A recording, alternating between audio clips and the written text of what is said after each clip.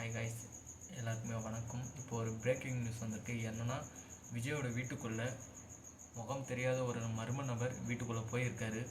அவர் எப்படி வந்தார், எதுக்காக வந்தாருன்னு அப்படின்னு சொல்லிட்டு தெரில. அவர் யார் அப்படின்னு சொல்லிட்டு போலீஸார் விசாரித்து பார்த்தாதில் அவர் மதுராந்தகம். அவரோட வயசு 24 வயசு ஆகுது. அவர் ஏன் வந்தார், எதுக்கு வந்தாருன்னு தெரியல.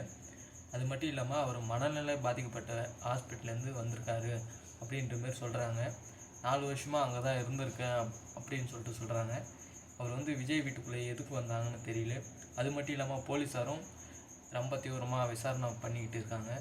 எதனா வெடிகுண்டு எதனா எடுத்து வந்திருக்காரா, அது மட்டும் இல்லாமல் இப்படி அவர் அந்த வீட்டுக்குள்ளே வந்தார் அப்படின்னு சொல்லிட்டு தீவிரமாக விசாரணை பண்ணிக்கிட்டு இருக்காங்க.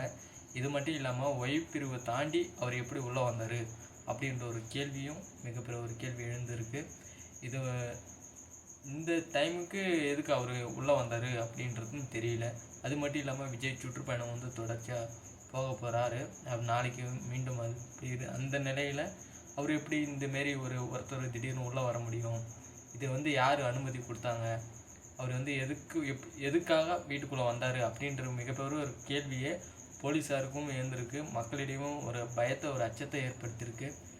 அதிர்ச்சியாகவே இருக்குது. ஏன்னு கேட்டால் அவ்வளோ பெரிய வீட்டுக்குள்ளே அவர் எப்படி போனார் அப்படின்னு தெரியல. அது மட்டும் இல்லாமல் அந்த வீட்டுக்குள்ளே வேறு ஏதாவது பொருள் எனக்கு காணாமல் போயிருக்கா அப்படின்னு சொல்லிட்டு பார்க்குறாங்க.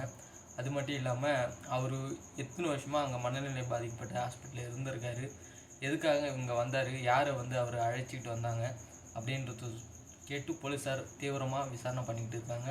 அது மட்டும் இல்லாமல் அவர் என்ன எப்படி வந்தாருன்ற கேள்வி தான் போலீஸார் மீண்டும் மீண்டும் விசாரிச்சுக்கிட்டே இருக்காங்க. இது ஒரு பிரேக்கிங் நியூஸாக இருக்குது.